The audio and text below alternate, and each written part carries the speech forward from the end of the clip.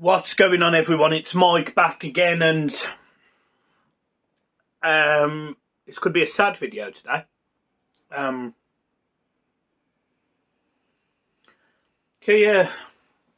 Joorabchian, I can never pronounce his name, has came out and said that he has a client who wants to buy Joorabchian and that Everton are to expect a bid.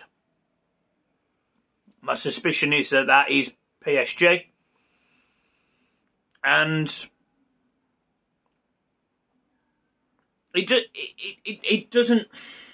It's difficult to put this into words. If you were saying to me that Everton are going to receive an 85 million pound bid for Joorabchian, and it's just to replace his goals, then I'm all right.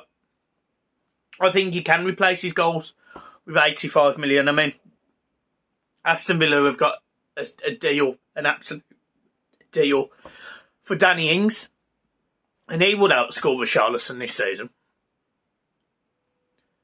But what Everton could lose is their talisman. He's the guy who he gets Everton. You know, even today he's put a picture up of him in an Everton shirt, and you know, maybe that's alluding to the fact he's not going anywhere, and we already know that he loves the club, but I can't blame him for going or wanting to move to PSG. You know, his best friend or one of his friends plays for them in Neymar. He'll be playing in Champions League football. He'll be playing with Messi. You know, Everton can't compete on any of those levels. And how long do you say to a man, give us another season, give us another season? Joorabchian is a different kettle of fish to any other player in this Everton team, in my opinion, because he's the one man that I know isn't an Everton fan, but you know 100% gets our club. He gets the people, he gets everything about everyone. You know, he really understands what it's like to be an Evertonian, and it's very rare. It's very rare in a young lad, couldn't speak English, still probably only speaks broken English, and it's so rare for a fan base to have an affinity with such a player.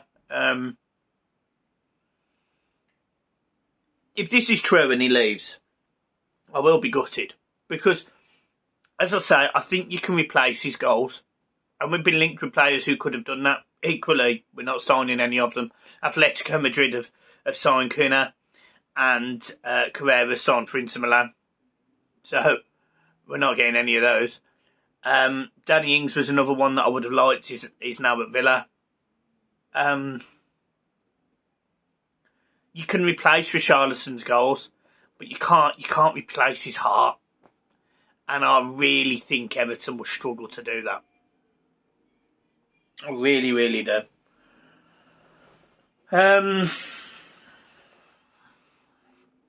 Yeah. Let's talk about other positive things. Rafa Benitez did come out at the end of his press conference last night and did come out and say, you know, expect some incomings, or sort of expect to be busy in the transfer market. And we know that Everton have got to sign some players, even before any irrespective of this Richarlison news. We know we need players, and yet we know we've got a restricted budget. We know we can't necessarily spend as much as we like. But we're leaving it very, very, very late to get a Richarlison replacement. And that, again, is another major worry for me, because the 6 days before the end of the transfer window, Richarlison is Mr. Everton. And we've seen all summer that the players we've been linked with, we haven't been able to sign. So I hope we've got targets. I hope we've got alternatives, and I hope Richarlison stays, to be frank. But yeah, let's talk about some lighter note. I know I've just sort of gone over myself. I'm a bit.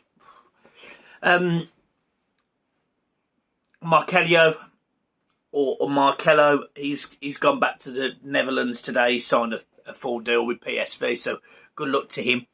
Everton have been linked with various players over the last few days, but nothing I would say is worth screaming home about. The players that we have been linked with, Kuna and Corellia, both signed for different clubs. So Everton are going to be in the hunt for a striker potentially. Moise Kean played last night. I don't actually think he did himself a disservice at all. A lot of fans have jumped on his back today, and I don't see the need for some of it. I saw the incident again. He grabs the guy by the throat. I can understand that being a sending off. What I would say to it though, he's still only 20-odd, 21, 20. We have had the same situation with Richarlison, so you know I'm gonna let that one slide. He's had a few moments in an Everton shirt that you really think his attitude stinks, but I just, if you think about this transfer window,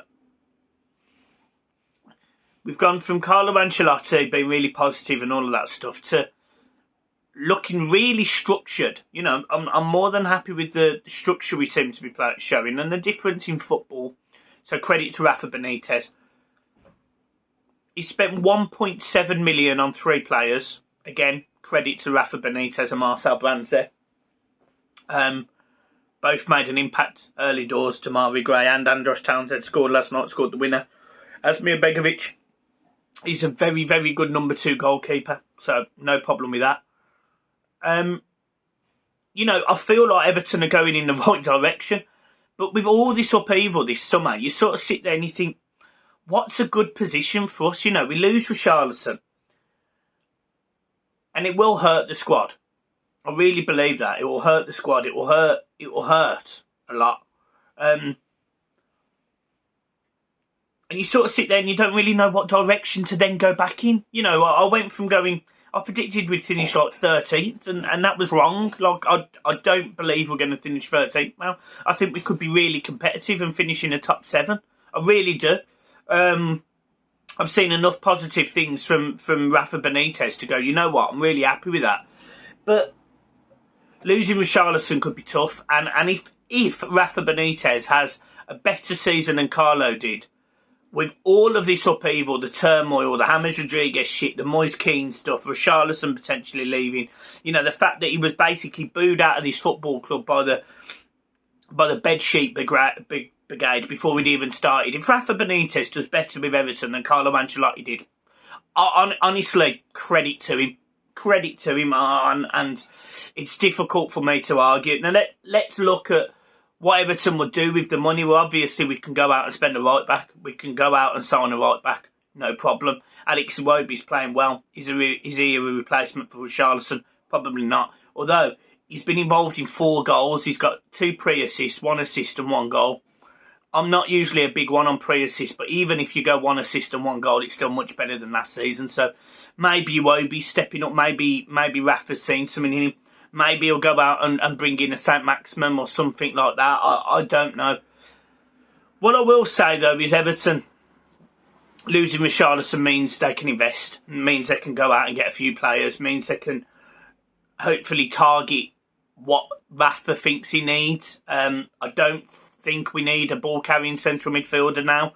Whereas I think at the start of the window, you'd have argued that was a priority. I think Takore has done a phenomenal job in there. I thought Gabami, some people didn't give him any credit at all last night. His first game, his first start in 730 odd days, and I thought he was brilliant. Bearing in mind that I thought he was fantastic. Yes, he was sloppy. Yes, he gives the ball away a little bit, but his touch, his sort of demeanour. Yeah, I think this kid could be a class player for us, and I'm going to give him every credit for that. So, I don't think we need a centre midfielder. I think we need a striker. I think we probably need a striker / winger, and I think we need a right back. And if you can go and get that before next week's deadline, I'll be happy. I'll be devastated if Richarlison leaves. So that's that. Yeah, guys. I'm not gonna over-egg this video today because I really don't see the need. I think the Richarlison news could be really detrimental. I think if it is PSG or Real Madrid, I can't see Everton holding on to him. a lot of people, a lot of Everton fans I've seen have been very blasé about this. And I understand why, because sometimes you don't want to sort of accept that it could happen, but I think there's real legs in this. I think there's real legs in this, and if there is, then I'll be gutted when he goes. I really will. But yeah. Hopefully tomorrow a more positive video. It's our match preview, Everton against Brighton, away at Brighton at the Amex Stadium. So you will have that preview tomorrow. It will be much more positive. I expect Everton to go and get a good result at Brighton. Actually, really positive. So yeah, leave that there. Make sure you subscribe to the channel and like. We are literally 70 odd subscribers away from hitting 10k. Like, that's massive. Literally, there'll be 2,000 or 3,000 people that watch this video. So do me a huge favour, share the link with one of your friends and just simply ask them to subscribe. If we could get to 10k, I'll be buzzing, absolutely buzzing. Share it on your socials, print screen me, share me on Facebook, Twitter and all of that stuff. I'd really, really appreciate it. Instagram's a big one for us, really trying to grow in that. And apart from that, look, peace guys, let's just keep smiling and hope it's not true, eh?